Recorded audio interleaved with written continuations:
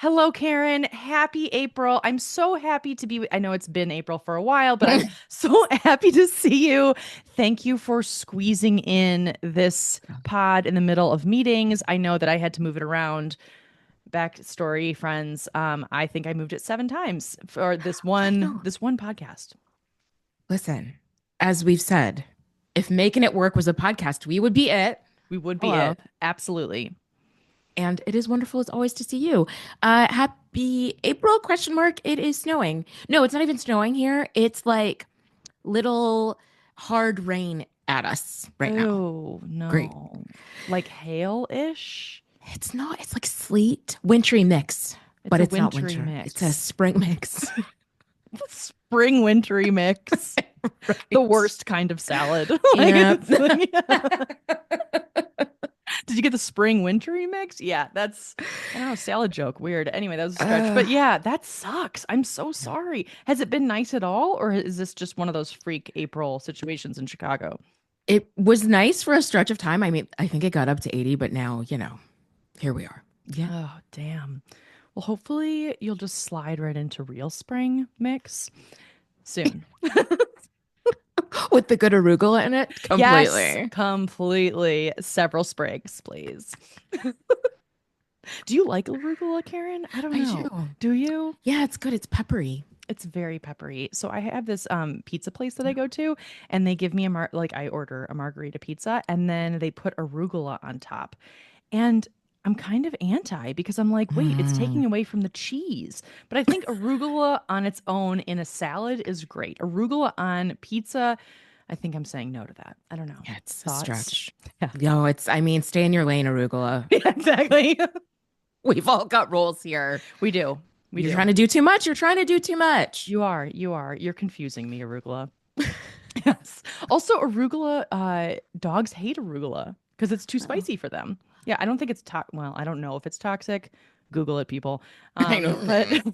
I know that my dog's not a big fan. So that's nice because they eat everything else. So, Oh, yes, man. okay, here we are. Okay, Karen, thank you so much yet again for your Oh my gosh. brilliance on coming up with a topic idea. Go ahead. Oh my gosh. Thank you, as always, first of all, for being my muse and for agreeing to these harebrained schemes. Always Um, and forever. so I was thinking, the first quarter has passed us by somehow. I mean, We're in what? the second quarter of this godforsaken year. And I was thinking about like what can we learn from the first quarter? What will we carry forward? And the kind of framework I was thinking about was like the stages of grief for some obvious reasons, right? We all know this 5 stages of grief, but then there's a sixth one that they added later, which is finding meaning, Ooh, love right? that. I love that too. And so, yes, that's how I'm thinking about it. Like, okay, what meaning can we make of the first quarter of 2025? What did it teach us?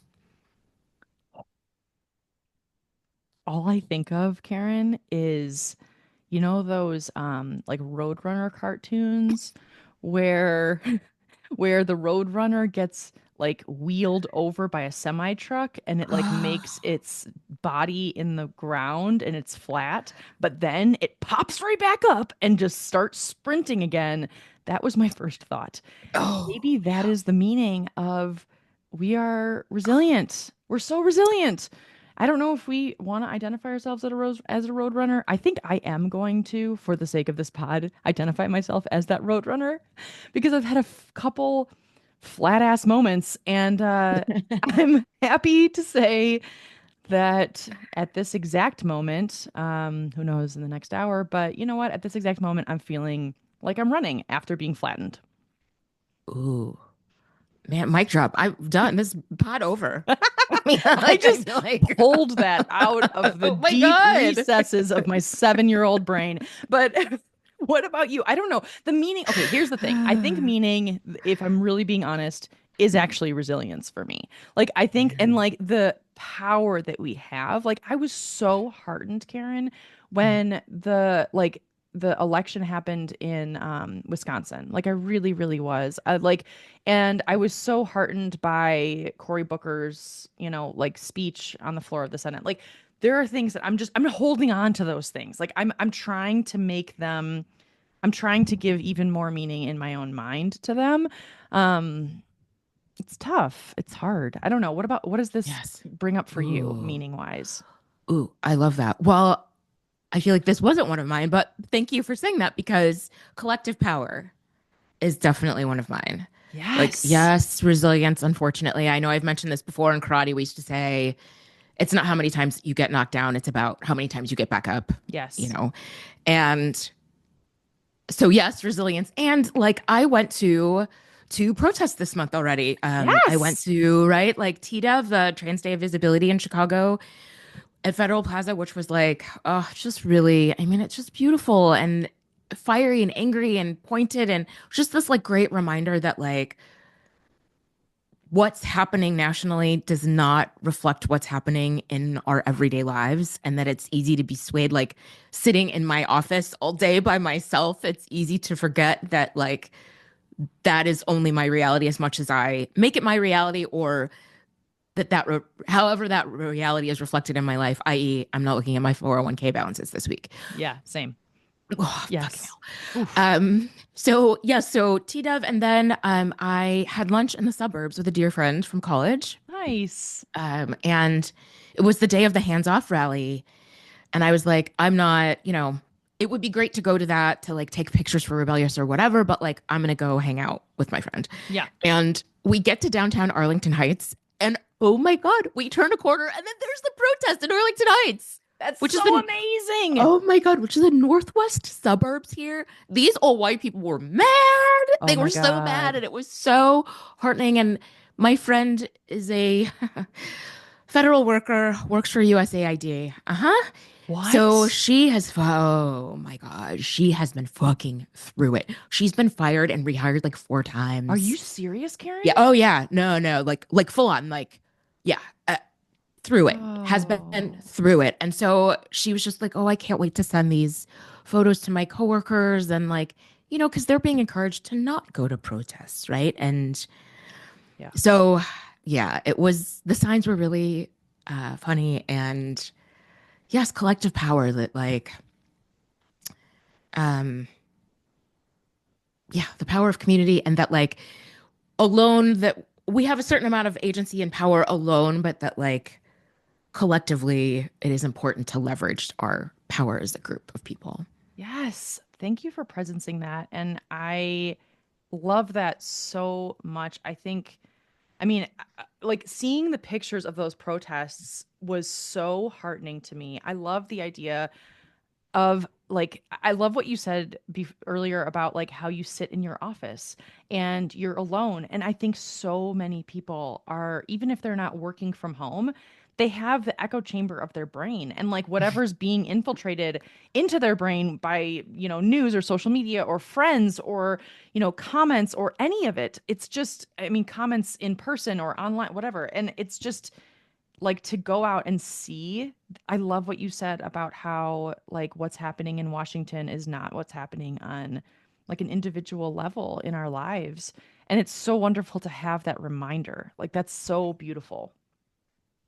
Yes, it really was very, especially, yes, especially around TW, like, yeah, just seeing families and just, yes. What else? I'm trying to think of another lesson from this quarter for me, I think is also just about like, it's related to resilience, but it's this idea that like, we don't like, we can withstand anything. I mean, it's Mm. resilience, but it's also just like,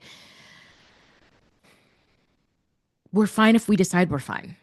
Mm. That we get to Yes. decide how we are. We get to decide how we feel. And that mindset is so important. I was showing you earlier one of our YouTube clips that has taken off is this the story you told, that beautiful story you told about your friend who like people would look at her life and think she's unlucky, but she considers herself lucky. Mm-hmm. And that mindset determines your outlook and so many things about how you approach your life. And I feel like that has been a very good lesson that like I am fine. I am amazing if I decide I'm amazing. Yes. In every scenario. Like it's not delusional to be like, okay, the world is burning and I'm still amazing. Like that both can be true, the both ands of everything. It's like, Yeah. yeah, it's just that's beautiful. I think you're so right. It's like mindset is literally everything. I think I have had a lot of challenges lately around just the Tyler's in corporate America and he calls Ooh, it the leadership team of my brain. And he's like, you yes. need to switch out the leadership team in your brain. And I don't know if I've mentioned this on the pod before, but he's right, unfortunately. And Yeah. it's that leadership team is insidious. Like, I don't really, I don't think about like, oh, I'm having this thought and I'm different than the thought or all of that stuff. So kind of having a mindset shift and act or at least embracing a positive mindset. And it's Mm. like, I mean, the other day I looked in the mirror. I know I've talked about this on the pod a long time ago about like how sometimes I will go into the mirror and like genuinely smile at myself, Karen. And it Yes. actually does increase my mood. Here's the thing. I Yeah. haven't done that in a while, quite a while. And I did that and I was like, ugh. Like I was like, Oh no. Oh I no. know. I'm like, I'm out of practice. It was not that I was like looking at myself saying ew, but it was more like, oh, I'm just out of practice with this. And I think it's a muscle. I think Yeah. mindset is a muscle. And it's like to try to, it's okay if you fall off, but like, trying to get back on. I think another thing that's coming up for me with this conversation is around being soft. Like, I think Mm, being soft with myself, like, I think yeah, I think I've needed more rest this year than I think I thought I would yes. need. I definitely Totally. did not budget that in into, the bingo card of 2025. And that has filled multiple boxes. And some of it has been forced health-wise, and some of it has been me canceling plans, which I know we've talked about, and that kind of stuff. And it's just like, yeah, it's just interesting to be, it's okay to be soft with yourself, whatever that means for you. Mm. Oh man. Also a mic drop. Yeah, I know I've mentioned I wear this wellness ring. It's an aura ring, not Oh, yeah. sponsored. And I get a readiness score, I get a sleep score. I look at it every morning. I get a sleep score, I get a readiness score. And yeah, I have been sleeping. I've been sleeping more, but my readiness score hasn't necessarily been going up.